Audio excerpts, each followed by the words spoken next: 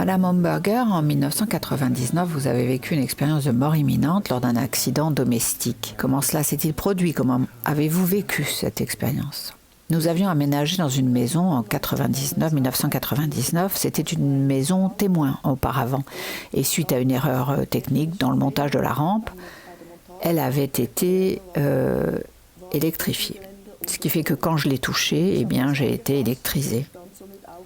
J'ai eu la sensation que mon corps se consumait de l'intérieur et j'ai été tirée vers le haut. Je me suis d'abord vue du plafond.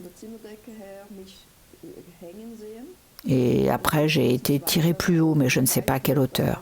Je n'ai senti que l'aspiration, je n'ai rien vu de particulier. La seule chose, c'est que tout brillait. Avez-vous entendu ou vu quelque chose pendant cette phase?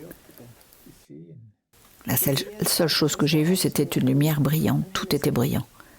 J'ai entendu une voix me dire qu'il me fallait repartir car ma tâche de vie n'était pas accomplie, qu'il était trop tôt pour moi.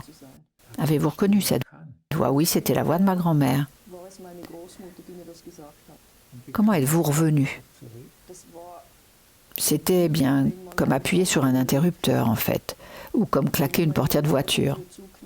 C'était instantané, j'étais de retour instantanément, au moment où j'ai été en quelque sorte débranchée. Quel impact a eu cette expérience sur vous? Eh bien, cette expérience m'a fait réaliser qu'il y avait plus que ce que je vis dans la vie de tous les jours. Au-delà de ce que je peux toucher, voir, etc. Il y a forcément quelque chose d'autre, quelle qu'en soit la forme. J'avais un chien à l'époque, un Novavart.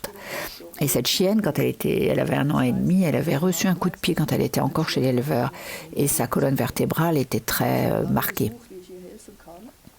J'ai longtemps réfléchi à la façon dont je pourrais l'aider. Et j'avais remarqué que chaque fois qu'elle se couchait sur mes pieds, je sentais une sorte de picotement, comme si quelqu'un me piquait la cuisse avec des aiguilles. C'était très douloureux, mais je n'arrivais pas à retirer mes pieds de sous son corps.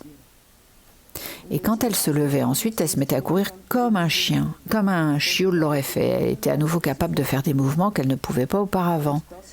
Ça m'a poussé à faire des recherches, bien sûr, et j'ai d'abord pensé, mais qu'est-ce qui peut se passer en moi pour que ce phénomène soit possible? J'ai donc suivi un cours qui s'appelle le T-Touch, c'est une sorte de magnétisme. Et le chien, en fait, est traité avec des mouvements circulaires, de mains circulaires. Mais j'ai pas pu continuer avec le T-Touch parce que mes mains, en fait, elles faisaient autre chose. C'est ainsi que j'ai découvert que mes mains, en fait, étaient capables de retirer la douleur, d'extraire la douleur d'un corps, qu'il soit humain ou animal. J'ai essayé de pratiquer, bien sûr, sur des personnes, après avoir eu la chance de le faire sur mon chien. Elle, d'ailleurs, s'est toujours montrée très gentille et patiente, alors que c'était pas facile pour elle. Donc je me suis formée ensuite à la pratique du Reiki, en fait, pour apprendre à positionner mes mains de façon le plus efficace possible. J'ai ainsi pu aider un certain nombre de personnes qui souffraient notamment de problèmes de dos. Aider pour qu'une personne qui pouvait à peine se lever à cause de graves problèmes de dos puisse enfin se lever le matin normalement, aider à les débarrasser de leur douleur. Et ensuite, si cette personne faisait attention à elle par la suite, eh bien, généralement, la douleur ne revenait pas. Cette expérience de mort imminente vous a donc fait découvrir vos pouvoirs de guérison. Oui, d'une part, c'est ainsi que j'ai pu découvrir que mes mains pouvaient guérir, et d'autre part, c'est ainsi que j'ai découvert qu'il y avait davantage que ce que nous voyons, nous percevons dans la vie de tous les jours. Vous avez eu une autre expérience en 2005, est-ce que vous pouvez nous la décrire? Oui, en effet, en faisant un travail énergétique sur les gens et les animaux, j'ai constaté que des êtres spirituels s'intéressaient à moi. Mais ces êtres s'intéressaient à mon énergie et semblaient vouloir que je travaille pour eux, en quelque sorte. Mais leurs intentions n'étaient pas positives, ça n'était pas pour aider. Évidemment, c'était absolument hors de question pour moi. Mon seul objectif est d'aider. Je ne veux évidemment faire de mal à personne. Faut-il comprendre que pendant cette expérience, vous avez vu et entendu ces êtres? Oui, je pouvais les entendre et les voir. J'y avais en quelque sorte accès. Pourriez-vous nous décrire l'un de ces êtres négatifs? Je me souviens qu'ils étaient sombres, qu'ils portaient des vêtements sombres. Leur visage aussi était sombre et ils portaient une sorte de capuche sur la tête. Comment avez-vous réussi à vous sortir de cette situation? Mais en fait, la nuit, j'ai chanté afin de pouvoir trouver le repos. Je ne pouvais pas chanter à haute voix puisque mon mari dormait à côté de moi. Mais le fait de chanter, en fait, faisait que la ligne était d'une certaine façon occupée et il ne pouvait pas m'atteindre. Par exemple, il m'avait promis que je deviendrais riche si je les rejoignais. Et quand je leur avais dit que ça ne m'intéressait pas, eh bien, ils ont essayé de me menacer. Je les ai ignorés. Il était très clair pour moi que je voulais utiliser mes mains pour soigner, pour le bien des personnes, et non pour nuire à qui que ce soit. Je me suis montrée résolue, et ils se sont donc progressivement éloignés, réalisant qu'ils n'avaient aucune chance de me convaincre. Ma réponse n'a jamais été de la peur. Et simplement en chantant, je me suis passée à un niveau de vibration spirituelle plus élevé. Je l'ai fait naturellement, ça, spontanément. Je n'ai pas tenu compte de mon rythme cardiaque accéléré ou de mon pouls. J'ai juste essayé de rester calme. En sachant que quoi qu'il arrive, j'étais protégée, j'étais en sécurité. Diriez-vous qu'il s'agissait d'une attaque par des esprits de sphère inférieure, peut-on le dire ainsi? Oui, on peut le dire ainsi. Que s'est-il passé après cette expérience? Je pouvais voir de plus en plus les êtres spirituels. Au début, pas très nettement, ils étaient un peu comme transparents, mais de plus en plus nettement ensuite. Aujourd'hui, je les vois si clairement que je ne peux pas faire la différence entre quelqu'un qui est dans le corps physique et quelqu'un qui ne l'est pas. Il y a aussi eu des moments cocasses, parce que les gens avaient l'impression que je me parlais à moi-même. Au fil du temps, j'ai réalisé que quelqu'un se tenait à côté de moi, me parlait, me posait des questions, donc je répondais, je posais des questions à mon tour, mon interlocuteur en quelque sorte me répondait, et ainsi de suite. Les gens me regardaient donc bizarrement. Je me suis alors dit, il faut que je trouve quelque chose pour changer ça. Donc à chaque fois que j'avais un compagnon, dirait-on, je lui demandais, est-ce que si je te touchais, je sentirais une résistance? Et si la réponse était non, aucune résistance, alors... Donc après cela, à chaque fois que quelqu'un marche à côté de moi et entamait une conversation, je demandais, avec précaution bien sûr, est-ce que je sentirais une résistance en vous touchant? Et si la réponse était non, eh bien je me lançais dans la conversation, mais en silence, en pensée uniquement. Ce qui était beaucoup moins déroutant pour les gens qui m'entouraient. Quand avez-vous remarqué cela pour la première fois? Eh bien j'étais au volant de ma voiture, quand soudain quelqu'un s'est assis à côté de moi. Et bien que mon siège passager ait été vide, matériellement, j'ai vu que quelqu'un était assis là, en train de me parler. Il était d'ailleurs ébahi que je le comprenne. Et malgré le fait que je conduisais et que j'étais censée me concentrer sur ma conduite, en fait, j'étais très très détendue. Ce qui est généralement le cas quand je conduis. Et c'est la raison pour laquelle j'ai pu le voir et l'entendre. Et qu'a-t-il dit? Eh bien, il critiquait ma façon de conduire. Y a-t-il d'autres rencontres avec des êtres spirituels dont vous vous souvenez particulièrement bien? Oui, en effet, une situation avec un animal. Une fois, j'ai soigné un cheval qui avait mal au dos et un être spirituel m'a expliqué la cause de son mal de dos. J'ai donc pu le dire à la propriétaire qui s'est ensuite assurée que la personne qui montait le cheval ne le montrait plus. Parce qu'en fait, la posture assise de cette personne n'était pas correcte et ça s'était transféré sur le cheval. Et j'ai donc pu l'expliquer en détail, mais uniquement parce qu'on me l'avait expliqué en détail. Depuis lors, vous utilisez cette aptitude pour votre travail énergétique? En effet, lorsque j'obtiens des informations de cette façon, je les transmets sans filtre.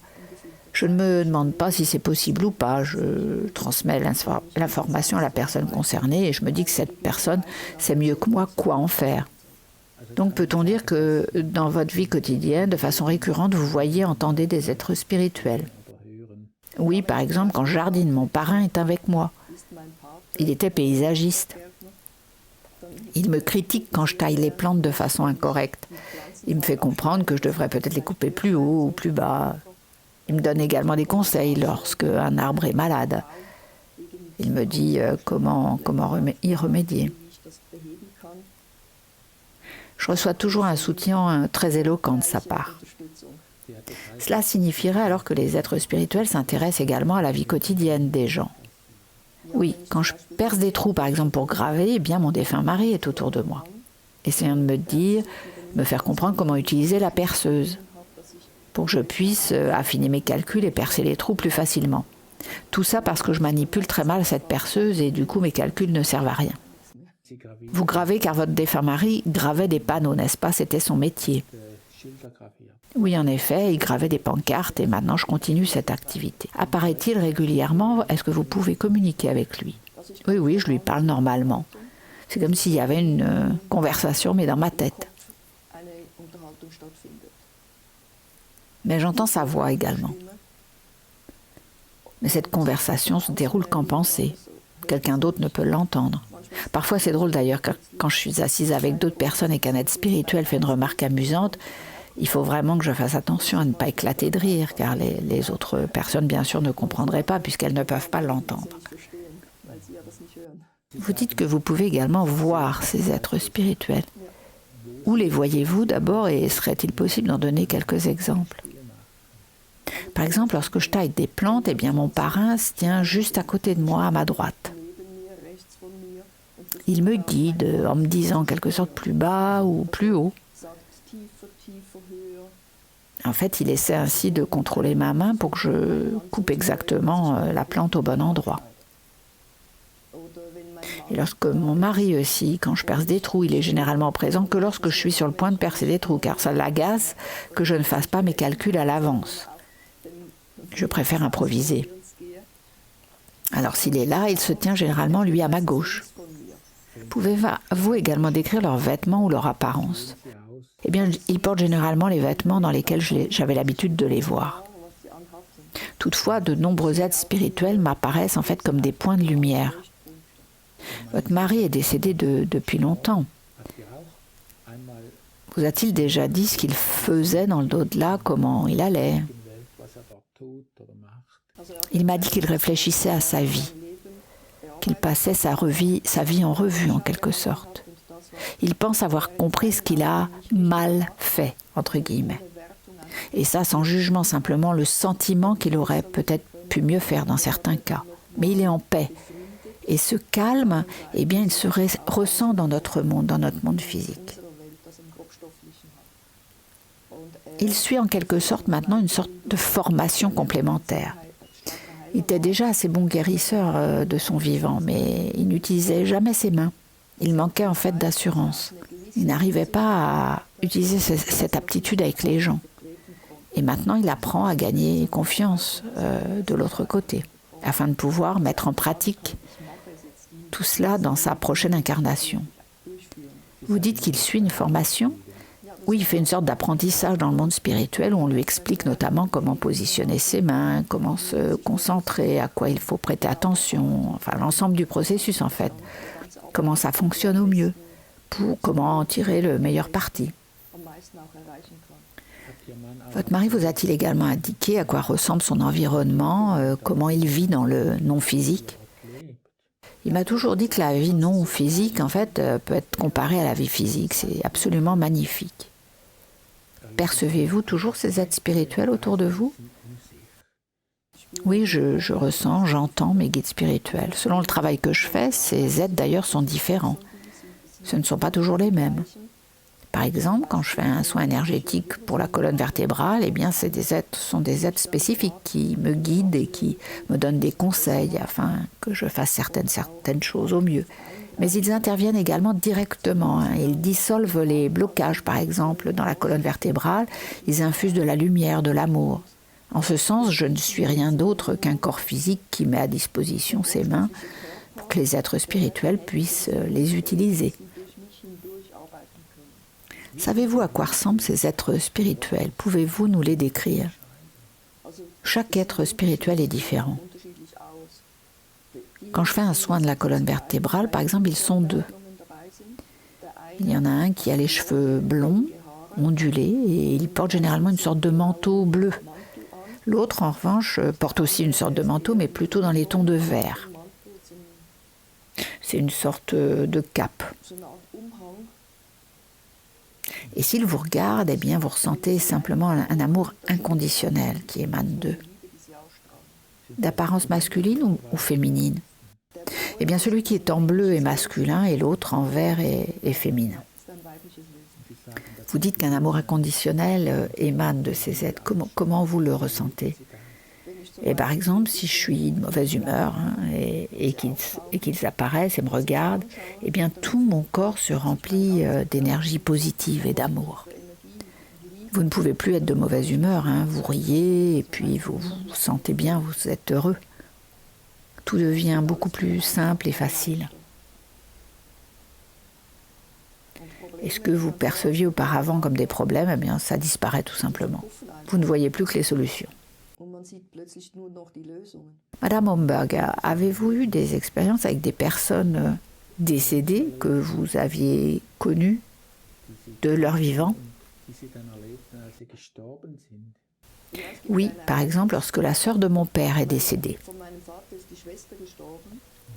Nous étions assis à l'église lors de ses obsèques et c'était vraiment fascinant parce qu'elle s'est assise à côté de moi et pendant que le prêtre relatait sa vie, il disait combien elle avait été une bonne personne, qu'elle avait toujours été formidable. Donc elle était assise à côté de moi et elle commentait tous les propos du prêtre en disant il fallait bien, c'est ce qu'on attendait de moi. Il disait elle est gentille, elle s'occupait de tout le monde, elle donnait à manger aux gens qui se présentaient. Et elle répétait assise à côté de moi, eh bien c'est ce que je devais faire, c'est ce qu'on attendait de moi. Et ainsi de suite. Elle commentait et rectifiait tout ce qu'il disait. C'était vraiment très drôle pour moi. Il me fallait me contrôler pour ne pas éclater de rire à ses commentaires. Elle le disait de façon vraiment très amusante. Même si pourtant la situation était plutôt triste, mais elle était tout à fait détachée. De son point de vue, ce que disait le prêtre était tellement stupide qu'elle ressentait le besoin de commenter et rectifier ce qu'il disait. Est-ce qu'il vous est arrivé qu'une personne qui n'était pas croyante auparavant vous contacte?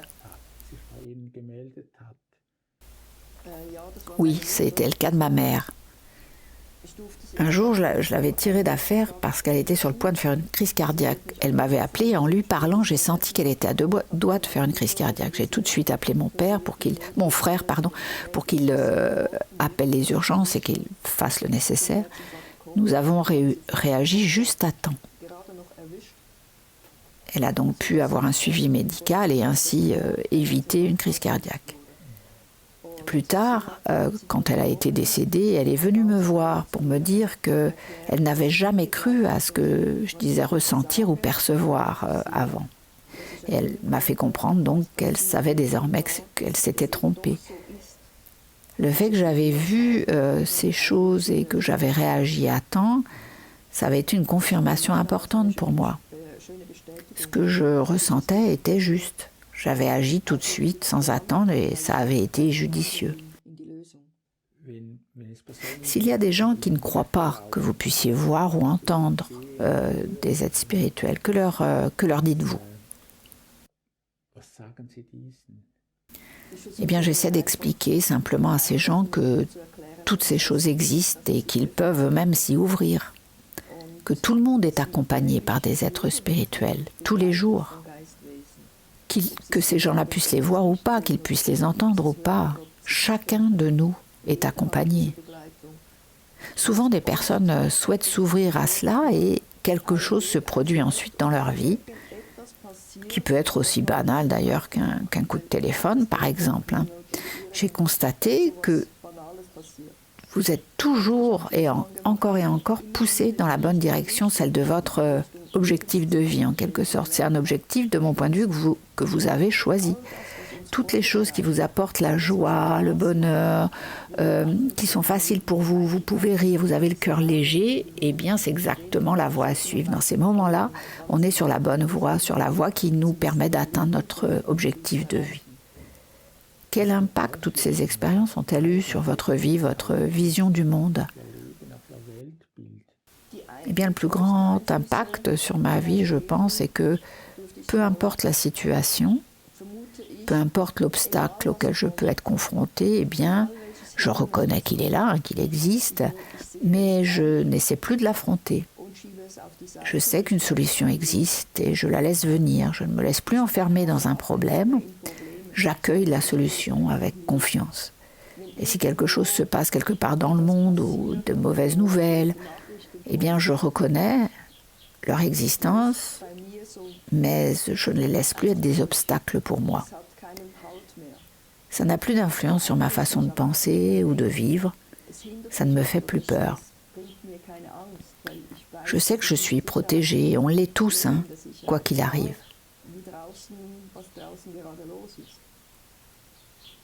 Je peux me trouver au milieu de malades, par exemple en phase terminale, qui souffrent de maladies contagieuses, eh bien, je n'ai pas peur.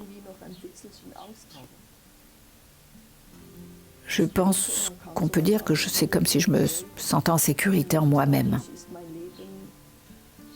Ça fait de ma vie, en fait, un havre de paix très joyeux. Madame Homberger, merci beaucoup pour cet entretien. Merci beaucoup à vous.